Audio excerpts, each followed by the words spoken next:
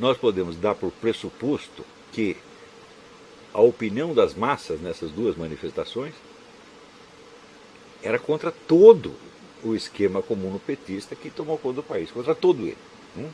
E o impeachment seria um aspecto disso.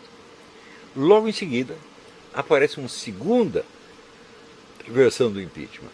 É o impeachment como substituto do conjunto de medidas. Ou seja, não falamos em fechar a Folha de São Paulo, não falamos em fechar o PT, não falamos em botar o Lula na cadeia, nos concentramos no impeachment, vamos nos livrar da Dilma. Bom, já é uma versão diminuída, evidentemente.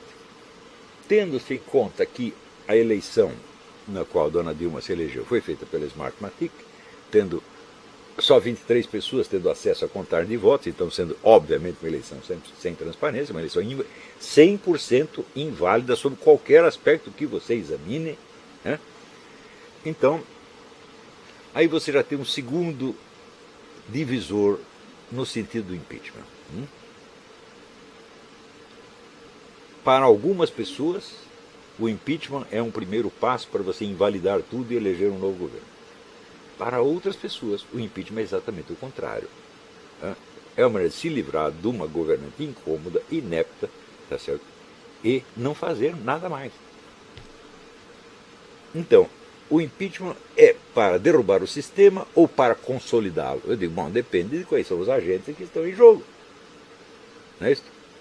Você vê aqui.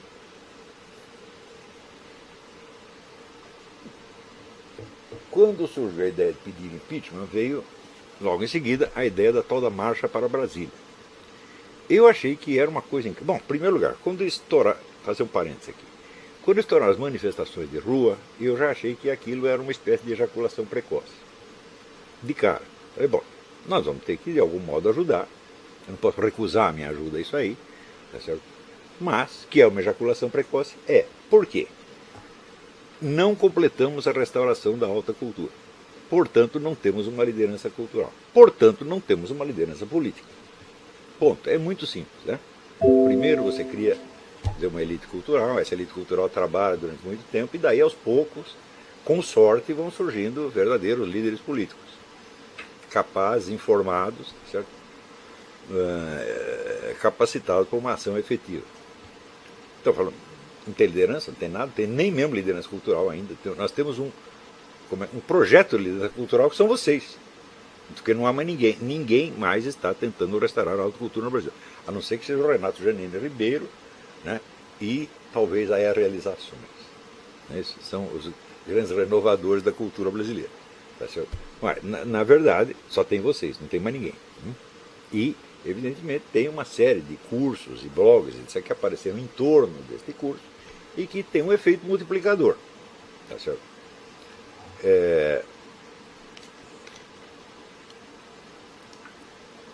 Mas é só você fazer a seguinte pergunta: quantos gênios existem em circulação no Brasil atualmente e comparar com o que tinha nos anos 50? É uma coisa horrível, é horrível você ver isso aí, horrível, né?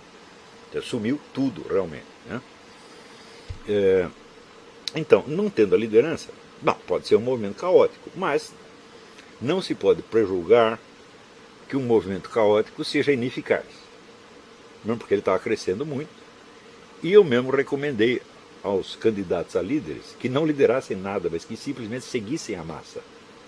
Por quê? Se você não tinha líderes conscientes e preparados, você tinha uma massa consciente e preparada. Uma massa que estava entendendo tudo o que estava acontecendo. Isso é que eu achei o fenômeno mais extraordinário de todos os tempos.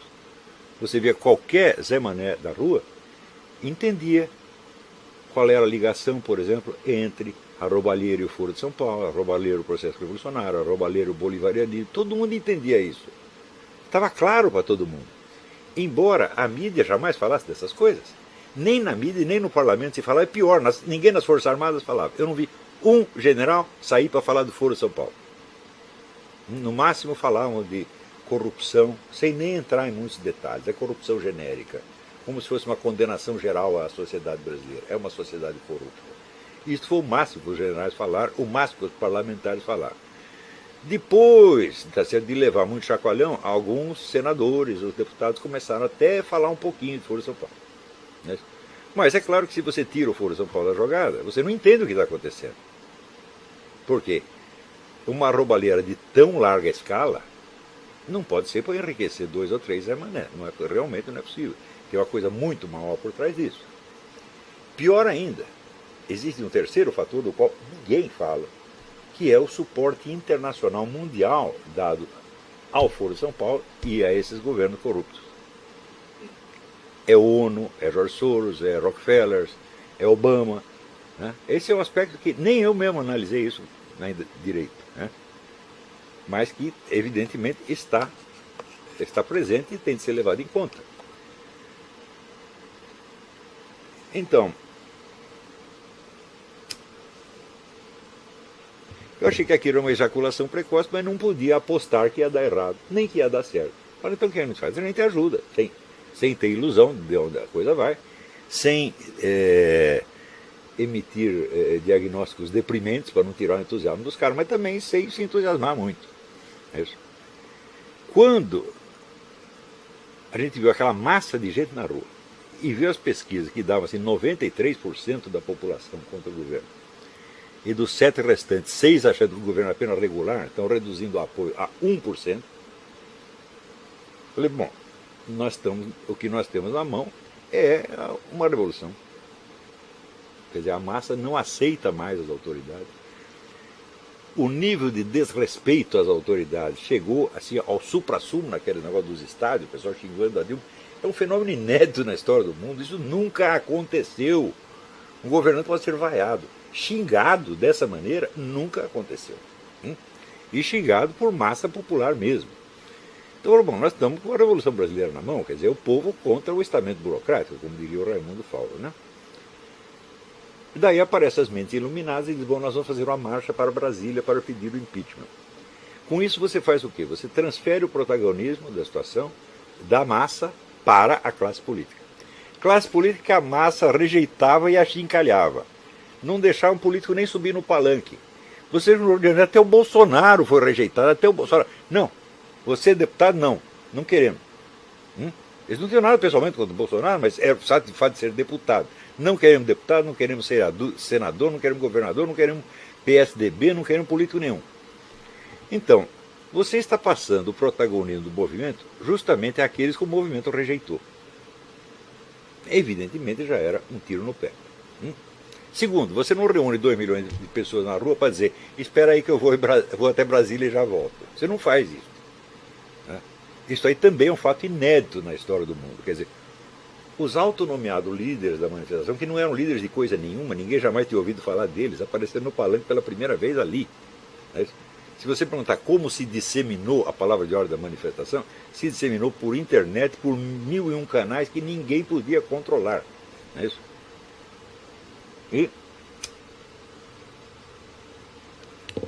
Então, a partir deste momento que houve a marcha para Brasília, o que aconteceu? Você despertou as ambições da classe política.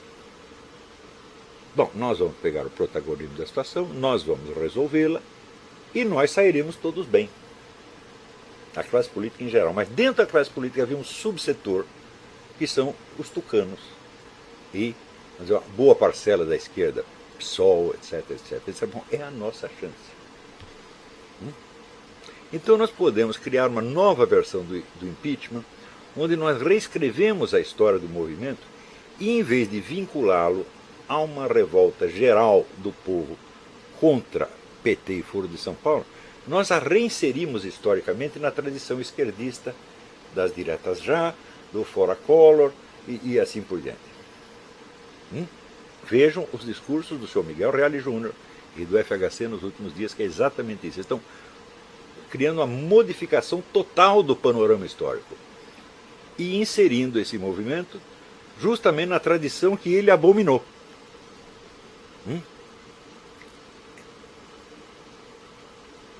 Então, se nós pegarmos os agentes que criaram essa situação, como por exemplo o Fábio Osterman e outros, não vou nem falar de Kim, né?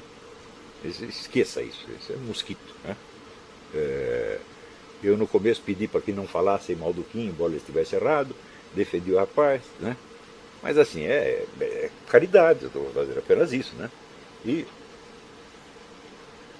no Brasil está assim, você dá uma esmola para o sujeito, ele já acha que ele é o seu doutor. Então eu dei lá uma esmolinha para o Kim, ele começou a achar que era importante. Nós vamos esquecer o Kim. Vamos concentrar em pessoas que têm um pouco mais de autoridade, de poder. Como o chefe do MBL, esse Fábio Osterman. Este homem está capacitado para fazer uma análise política? Obviamente não. Porque é só você ouvir os discursos do Miguel Reale, do Hélio Bicudo e do FHC, e você vê, quer dizer, que você colocar o movimento numa outra retaguarda histórica que é contrária à dele, é evidentemente você usurpá-lo e colocá-lo a serviço dos inimigos. Não tem a menor dúvida disso aí. Quer dizer, como é que um sujeito não percebe isso? Como é que ele acha que, nós nos aliando ao Hélio Bicudo, nós vamos ganhar publicidade? Sim, você vai ganhar publicidade para o Hélio Bicudo.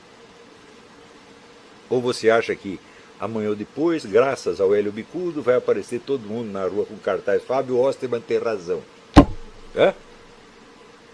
Ninguém vai nem saber que é Fábio Osterman, meu Deus do céu. É? Então, a incapacidade de fazer uma análise simples da situação, né, e de você perceber que por cima e por trás do movimento popular houve uma manobra para inverter o seu sentido histórico. Se você não é capaz de perceber, você não é capaz de perceber nada. Mas da onde vêm essas coisas? São as pessoas que saem para estudar no exterior e voltam com os titulinhos e todo mundo acha que você sabe alguma coisa. Você chega, eu estudei na George Washington University. Bom, eu lecionei na George Washington University. Eu só entro na universidade como professor, nunca fui aluno dessas porcarias. Eu estudei na Atlas Foundation. Bom, eu dei aula na Atlas Foundation, né? Então, as pessoas vêm com essa coisa e acreditam que sabem alguma coisa, meu Deus do céu. E as pessoas tomam decisões que são absolutamente desastrosas. Desastrosas para o povo, não necessariamente desastrosas para elas e para os grupos beneficiados.